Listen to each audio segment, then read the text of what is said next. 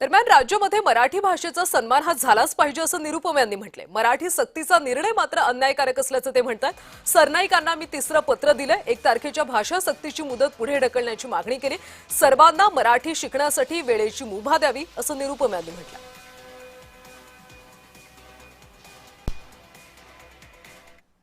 भाषा एक असा विषय आहे, शिकलाच पाहिजे, जास्तीत जास्त भाषा शिकलाच पाहिजे।